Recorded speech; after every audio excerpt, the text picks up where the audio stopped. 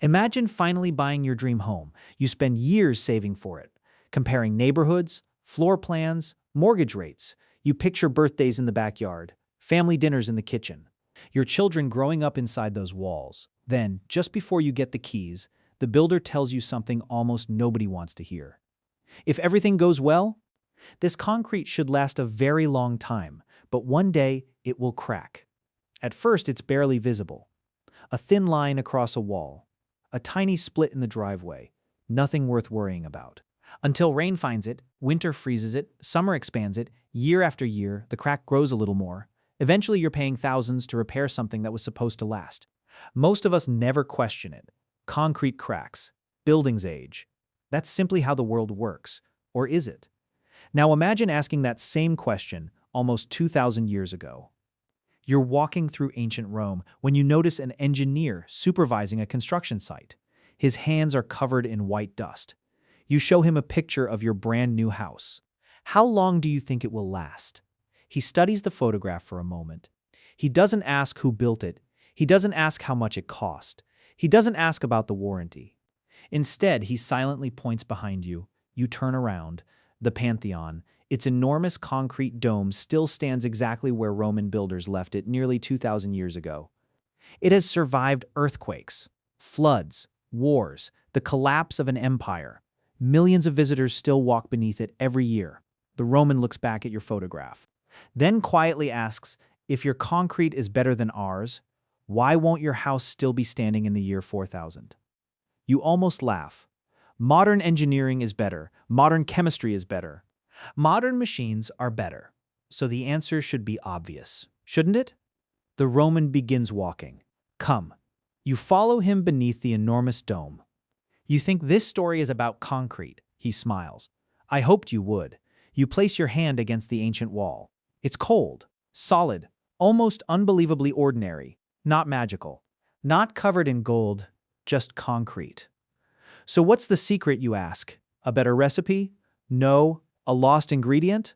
No. A forgotten Roman technology? Again, no. For a moment, neither of you speaks. Then the Roman asks a question instead.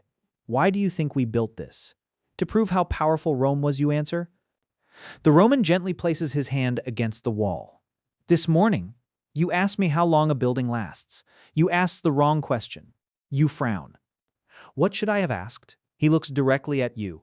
How long was it supposed to last? The question catches you completely off guard. Because those aren't the same question, not even close. The Roman turns away from the Pantheon. Come, I want to show you the first illusion. The Roman leads you away from the Pantheon, not toward another monument, but toward a bustling construction site. Workers carry heavy stones, others pour concrete into wooden forms. Nobody seems to be racing against a ticking clock. You watch them for a while before saying they're taking their time. The Roman smiles. No, they're taking theirs. To you, the entire site feels slow, almost inefficient. The Roman kneels beside a freshly poured wall. The surface is rough, uneven, and tiny white fragments are scattered throughout the mixture. You point at them. They made mistakes? He looks at you with genuine curiosity. Why do you call them mistakes? Because good concrete is supposed to be smooth, uniform, perfect. The Roman gently shakes his head. You keep confusing perfection with strength. He picks up a small piece of fresh concrete and places it in your hand. Tell me, when does concrete become strong? When it hardens, you reply. That's obvious, he nods. That's what your builders believe. He places his own hand on the unfinished wall. We believed something different, but it already looks finished. It isn't. How much longer? Decades. You laugh. A building can't keep changing after it's finished. The Roman looks directly at you. Can't it? Before you can answer, the sounds of Rome begin to disappear. Hammers fade, voices vanish. The smell of dust is replaced by clean laboratory air and bright white lights. You're standing inside a modern research lab. Scientists carefully examine tiny samples of Roman concrete beneath powerful microscopes. On a large screen, hundreds of those same tiny white fragments appear. The Roman stands beside you. For centuries, everyone believed those were construction mistakes. So did you. What if the mistake, he quietly asks, was assuming they were mistakes? Another screen lights up. MIT 2023. Materials scientist Admir Masick and his team aren't searching for a magical Roman ingredient. They're studying the very fragments everyone ignored. You watch as the researchers recreate the ancient process. Limestone is heated to extraordinary temperatures before being mixed into the concrete while it's still extremely hot. Today, science calls it hot mixing. The intense heat creates those bright white lime clasts hidden throughout the material. You finally smile. So that was the secret. Better chemistry. The Roman looks at you for a long moment. You're still looking only at what they put into the concrete. You haven't asked why they wanted it to keep changing. He opens a door at the back of the lab. Warm sunlight floods the room, and beyond it, you hear the unmistakable sound of waves crashing against stone. Come, he says. The sea knows the answer better than any scientist. The laboratory disappears. You follow the Roman until the city completely gives way to the coastline. Salt fills the air. Waves crash violently against massive stone harbors that have stood at the water's edge for centuries. The Roman walks to the very edge of the pier and points down. The sea strikes the concrete.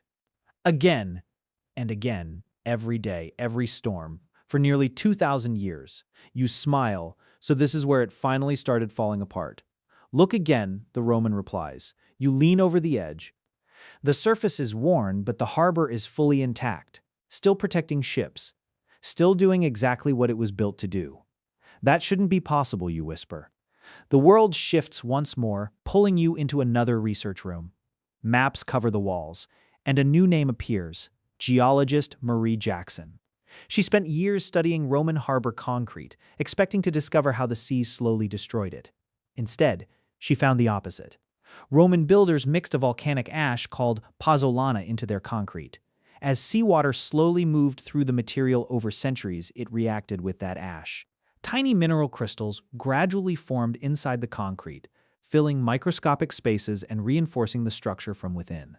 The sea wasn't attacking the harbor, it was helping preserve it. You look back toward the waves. Your entire life, water has meant damage, leaks, rust, repairs here. It became part of the building process itself. The Roman watches another wave strike the pier. What destroys one building can strengthen another. The difference isn't the material. It's what the material was designed to become. For the first time, you stop thinking about lime, volcanic ash, and chemistry. Those were never the story. They were only clues. Then what is this story really about, you ask? The Roman begins walking back toward the city. At the top of the Palatine Hill, the ancient world stretches beneath you, the Pantheon, the harbor, the construction site. They finally feel like pieces of the same puzzle. When does a building die? The Roman asks. When it collapses, you answer. Or when people stop using it. He smiles. No! A building dies when the purpose behind it is forgotten. Everything suddenly connects. You remember the very first question. How long was it supposed to last? This was never about concrete, you whisper. You weren't building for yourselves. You were building for people you would never meet. For the first time all day, the Roman doesn't correct you. Exactly. Modern engineers can build things we never imagined. They're simply answering a different question. Today we ask, how fast can we build it? The Romans asked, will it still matter when we're gone? One builds for deadlines. The other builds for history. The wind fades. Suddenly you're standing back outside your own house. The same driveway, the same tiny crack. Nothing has changed except the way you see it. Maybe the greatest Roman invention was never concrete. It was learning to build for a future they would never see. And 2,000 years later, that idea is still standing.